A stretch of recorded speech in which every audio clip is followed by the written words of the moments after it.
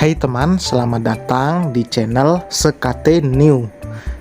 Jangan lupa pada teman-teman untuk like, komen, dan subscribe supaya tidak ketinggalan update dari channel ini.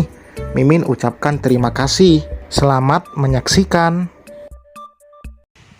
Terpaksa menikahi Pak Ustadz season 3 bab 124.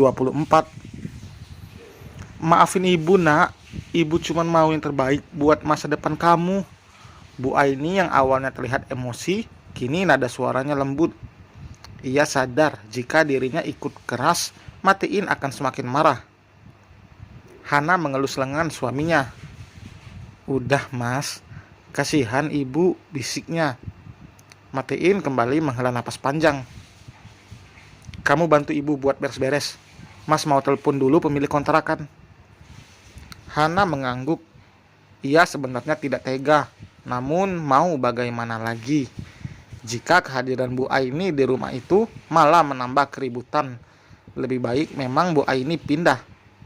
Rumah yang awalnya tenang kini malah jadi seperti ini semenjak hadirnya Bu Aini.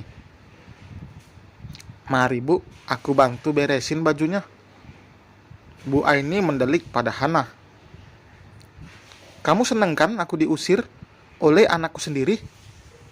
Puas kamu, bentak Bu Aini, lalu masuk ke dalam kamarnya dan mengunci pintu dari dalam. Hana hanya bisa mengelus dada sambil beristighfar. Ia sangat kaget melihat sifat asli ibu mertuanya seperti ini. Hana berpikir hidupnya akan semakin sempurna karena Matiin sudah bertemu kembali dengan kedua orang tuanya.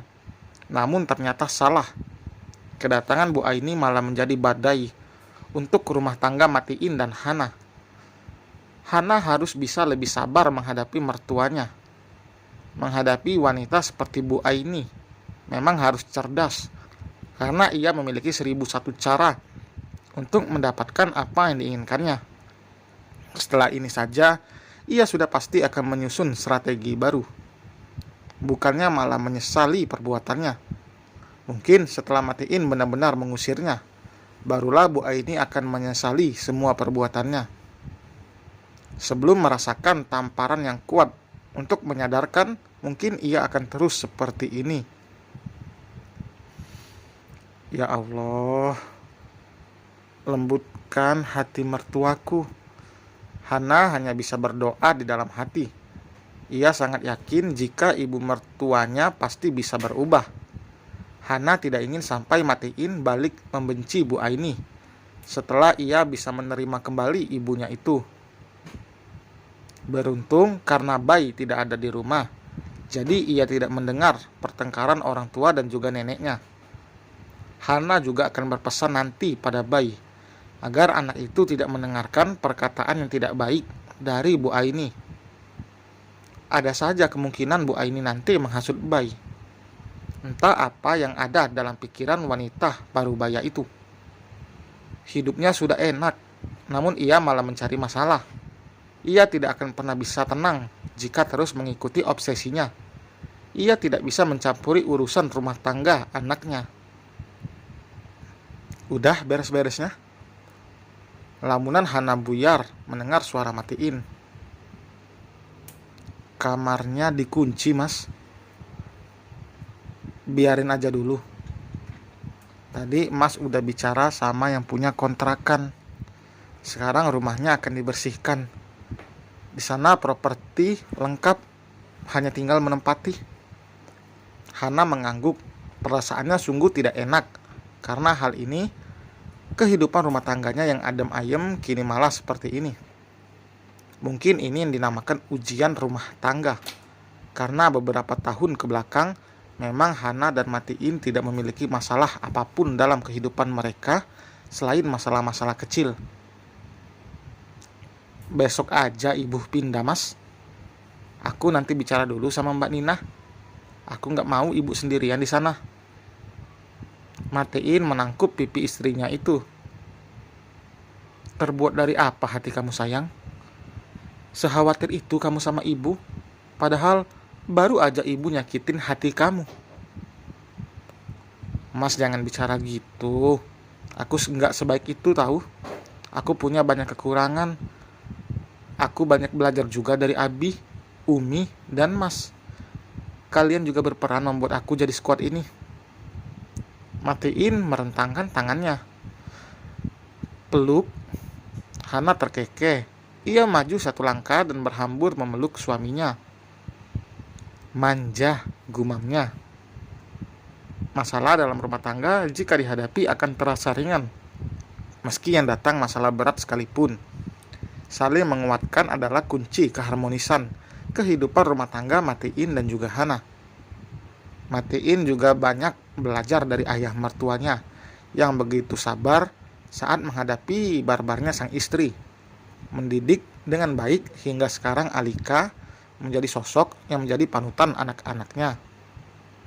Jika dibandingkan dengan Syafiq, Matiin masih enak karena istrinya penurut seperti Hana. Namun setiap orang jelas memiliki cobaan yang berbeda dalam setiap episode kehidupannya.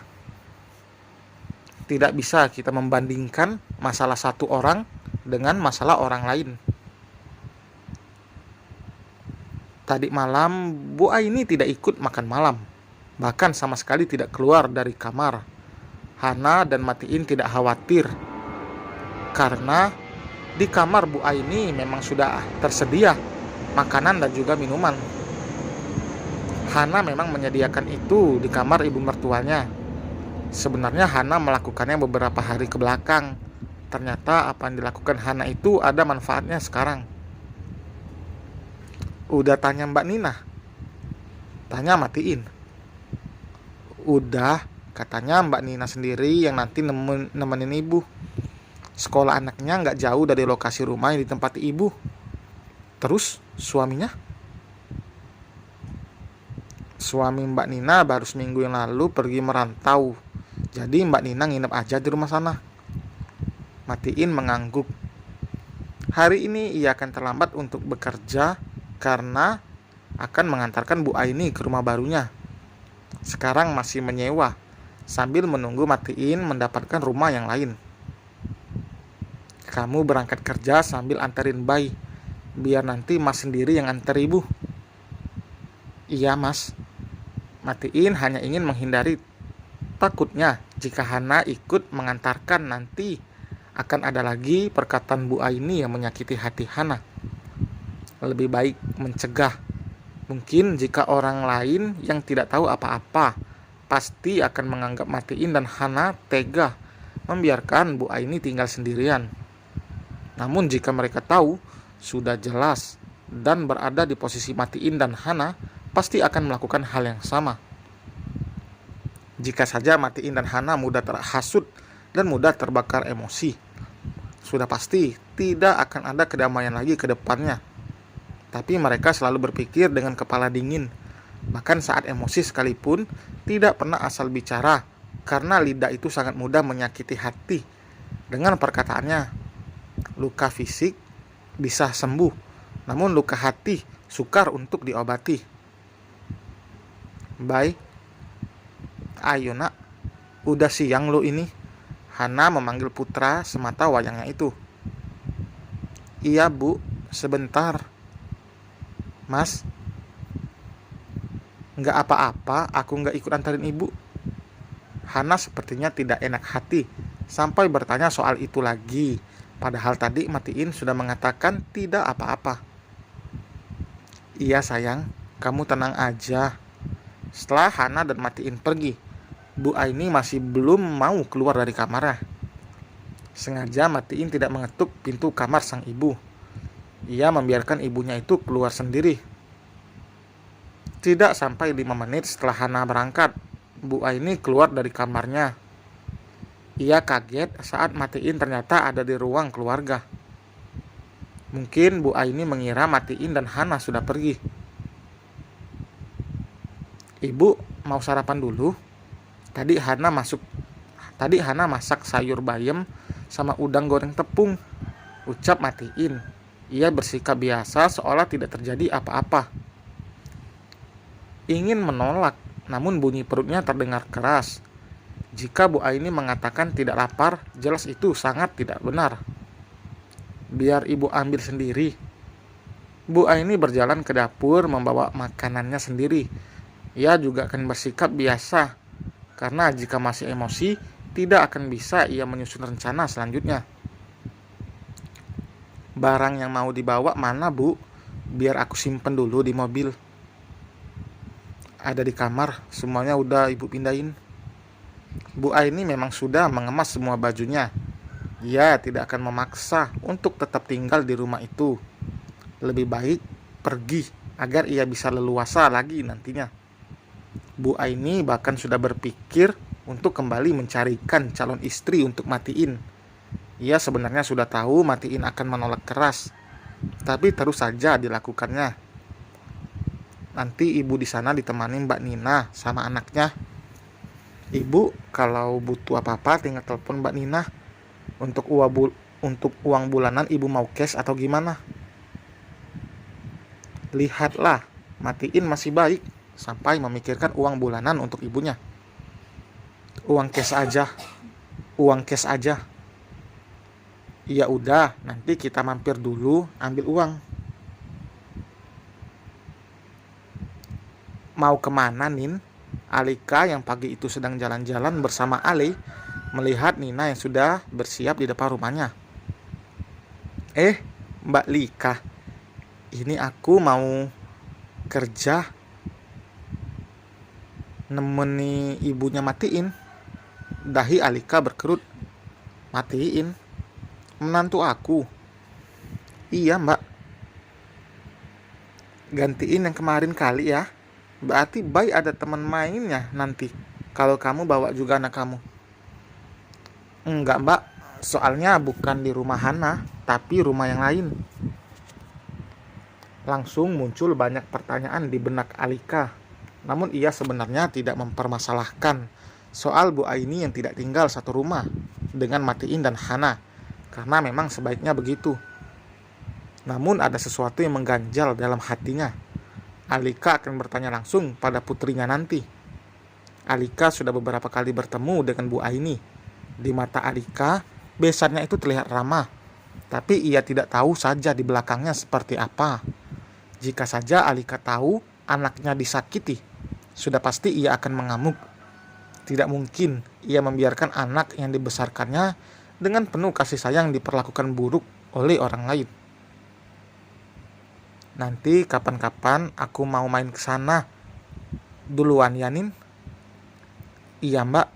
Sepanjang jalan sambil menuntun Ali, Alika memikirkan dan menebak-nebak soal apa yang mungkin terjadi.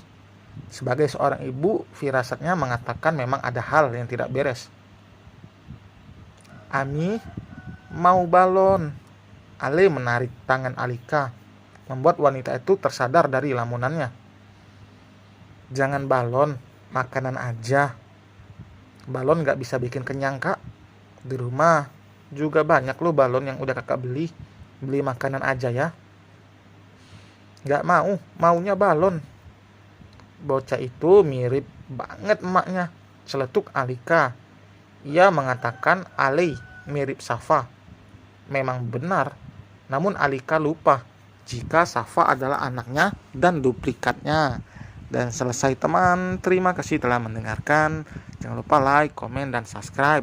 Sampai berjumpa di bab berikutnya. Bye.